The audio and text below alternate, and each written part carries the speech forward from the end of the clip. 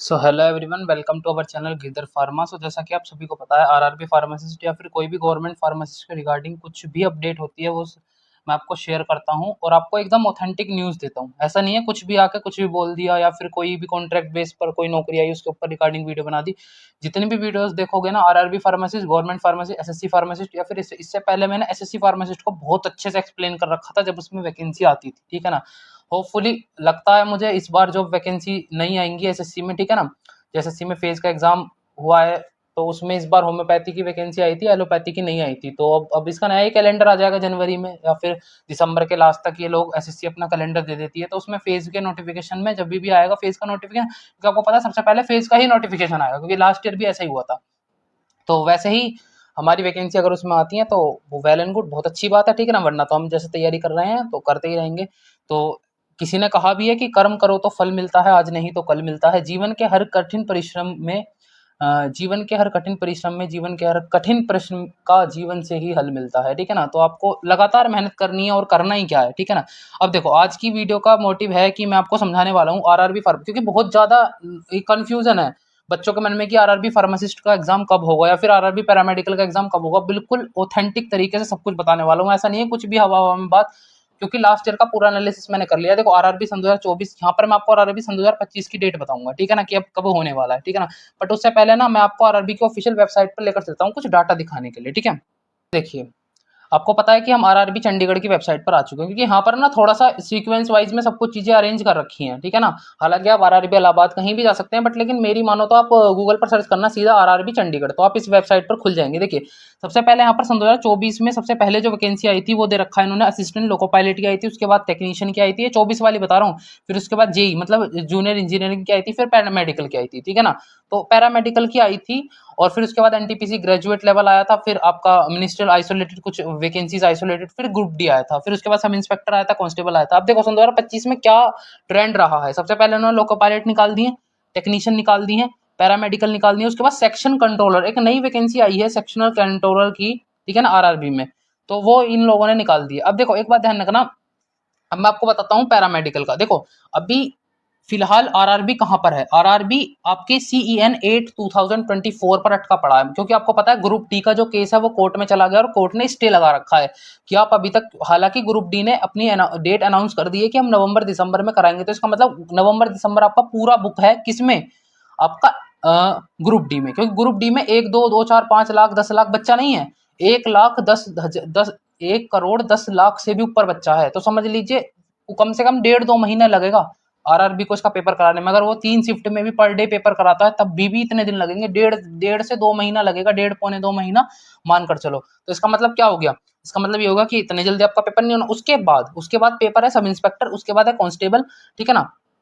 तो इसका मतलब फिर उसके बाद नहीं, देखो उसके बाद जो है इन सब का हो चुका है, बस ग्रुप डी ही अटक रहा है। क्यों अटक रहा है, क्योंकि कोर्ट में केस जा चुका है आईटीआई वर्सेस 10th वालों का कि कौन एलिजिबल होना चाहिए इसमें, आईटीआई वाले एलिजिबल हो या 10th वाले। क्योंकि आपको पता है कुछ बच्चे आईटीआई इसलिए करते हैं कि हम ग्रुप डी का फॉर्म भर सके, ठीक है ना। अब देखो, इसमें सबसे पहले एग्जाम होगा आपका लोको पायलट का, फिर होगा टेक्नीशियन का, फिर नंबर आएगा पैरामेडिकल का। अब देखो, अब मैं आपको वहीं पर लेकर चलता हूँ, पर उससे पहले मैं आपको अपने टेलीग्राम रिगार्डिंग कुछ आपको न्यूज अपडेट देना चाहता हूँ, ठीक है ना। सो देखो भाई, जैसे ही आप गिरिधर फार्मा टेक्निक मतलब गिरिधर फार्मा के टेलीग्राम चैनल पर आओगे, आप नीचे से ना सर्च कर लेना, आप डिस्क्रिप्शन बॉक्स में आपको लिंक मिल जाएगा, ठीक है ना। तो यहाँ पर क्या करता हूँ, आज सुबह ही मैंने इसमें ना करंट अफेयर डाल दिए। एक बात ध्यान रखना, रेलवे का एग्जाम दोगे, रेलवे की करंट अफेयर बहुत ज्यादा पूछी जाती है। रेलवे से रिलेटेड क्वेश्चन जीके जीएस में पूछे जाते हैं कि सबसे बड़ा प्लेटफॉर्म कौन सा है, सबसे बड़ा जंक्शन कौन सा है, रेलवे में क्या क्या चेंजेस हुए हैं। जैसे कि अभी चेंज देखो, रेल आधारित मोबाइल लॉन्चर से मिसाइल करने वाला भारत कौन सा देश बन चुका है, जिसने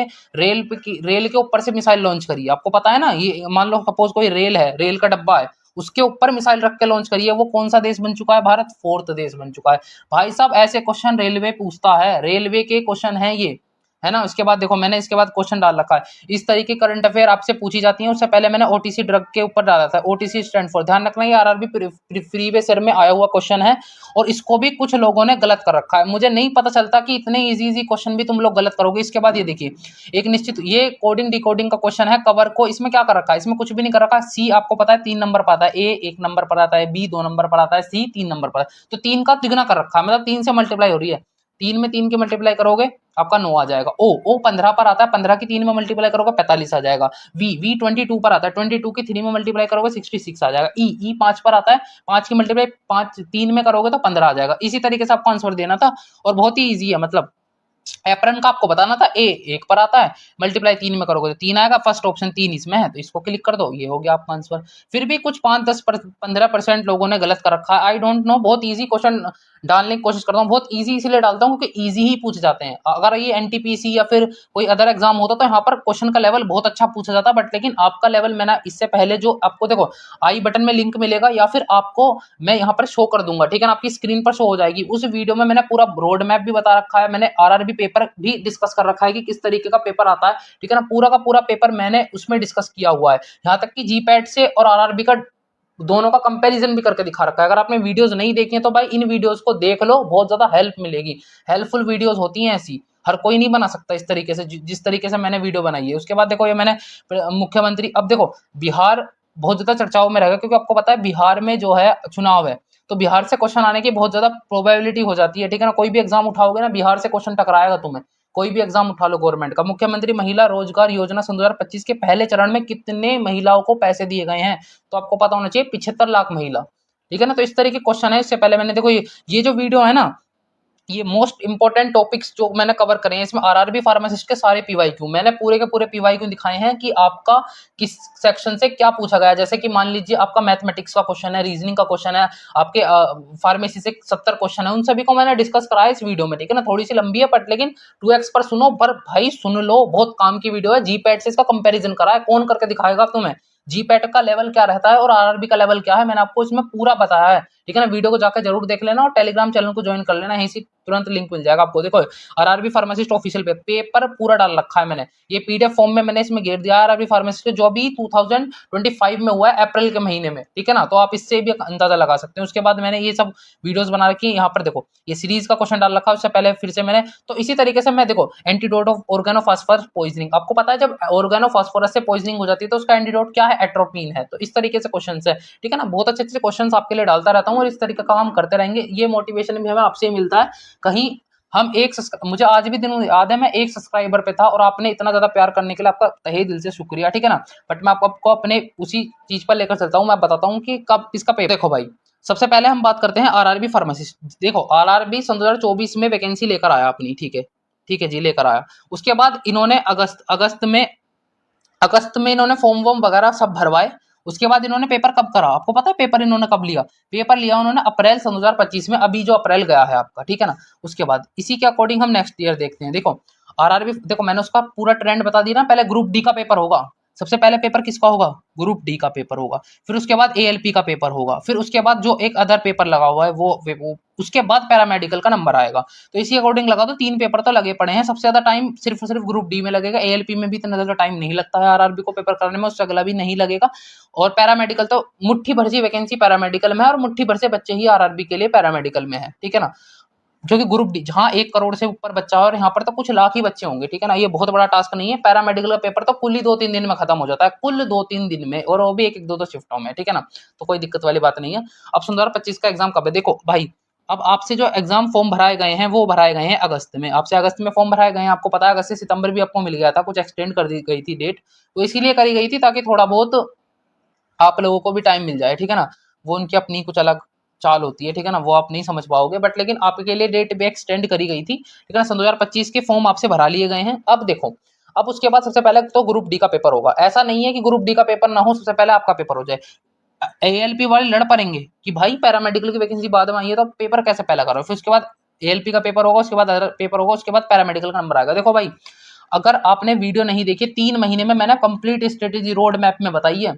आई बटन पर आपको लिंक मिलेगा, स्क्रीन पर भी आपको दिख जाएगा कि ये वाली वीडियो देखनी है, इसमें जाके वीडियो देखो। मैंने आपको बताया हुआ है अक्टूबर, नवंबर और दिसंबर, आपको 3 महीने मिल रहे हैं। इन 3 महीने में आपको शॉर्ट नोट्स बनाने हैं अपने, डी फार्मा बी फार्मा जो भी आपका, बस शॉर्ट में लिखना है कि ये अब सपोज फार्माकोलॉजी में सारे के सारे आपने क्लासिफिकेशन से लिख लिए, अदर अदर सब्जेक्ट में आपको ये काम करना है, ठीक है ना। आप किसी बुक से बनाओ, कहीं से बनाओ, कुछ भी बनाओ, कैसे भी आपके पुराने रखे हैं, कुछ भी करो, मतलब इन 3 महीने में आपको short notes, one liner short notes जिसे बोलते हैं, वो बनाने हैं, ठीक है ना। ऑनलाइन वीडियोस देख के बनाओ, यूट्यूब पर जितना भी कंटेंट अवेलेबल है उससे बनाओ, अपने AKTU के सिलेबस के अकॉर्डिंग बनाओ, कैसे भी बनाओ, मतलब इन 3 महीने में आपको खत्म करना है। उसके बाद भी आपको 1 से 2 महीना मैं आपको मिनिमम से मिनिमम मान रहा हूँ, जनवरी और फरवरी तो आपको मिलेगा ही मिलेगा। जनवरी फरवरी में कुछ नहीं करना, बस उन नोट्स का रिवीजन मार के रहो, बात खत्म।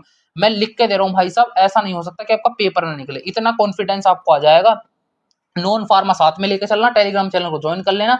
जो भी कुछ दिक्कत आती है आपको, देखो करंट अफेयर में कोई दिक्कत नहीं आएगी, फिर भी अगर आप चाहते हैं कि मैं अपनी तरफ से कुछ ज्यादा एक्स्ट्रा करूं तो आप कहीं और से कुछ भी वीडियो वगैरह कुछ भी देख सकते हैं, बट लेकिन टेलीग्राम वाली करंट को पढ़ते रहना और क्विज को अटेंड करते रहना, थोड़ा बहुत जानकारी मैं आपको दे देता हूँ भाई साहब, कोई भी दिक्कत नहीं आएगी। अब सीधा बात करते हैं, पेपर कब होगा। पेपर आपका मैं लिख के दे रहा हूँ, होली से पहले पेपर नहीं होने वाला। होली होली मतलब समझते हो, मार्च के लगभग ही आपका पेपर जाएगा। मार्च से अप्रैल हो सकती है, मार्च में ही पेपर होगा, या तो होगा तो मार्च में होगा, वरना मार्च के बाद जाएगा। इससे पहले पेपर नहीं हो सकता, इससे पहले पेपर नहीं हो सकता। या तो ऐसा देखो, अब फरवरी में 28 दिन होते हैं, 28-29 दिन सारे होते हैं, ऐसा भी हो सकता है कि 28 के लास्ट में हो जाए, बट लेकिन देख ये समझ लो आपके पास इफ सफिशिएंट टाइम है, अभी भी बहुत ज्यादा टाइम है। मैं बता रहा हूँ इतना टाइम कहीं नहीं मिलता जितना टाइम अभी आपके पास है, क्योंकि ये कोर्ट में केस है ग्रुप डी वाला, और ये निपट गया तो निपट गया, वरना तो इसके एग्जाम लगभग 1.5-2 महीना लेंगे। उसके बाद आपके पास सफिशिएंट टाइम रहेगा। प्लीज मेहनत कर लो, बहुत अच्छे तरीके से कर लो। मैंने आपको इस स्टेज रोड मैप में पूरा बता रखा है कि 3 महीने में सिलेबस कंप्लीट करो, उसके बाद रिवीजन करो।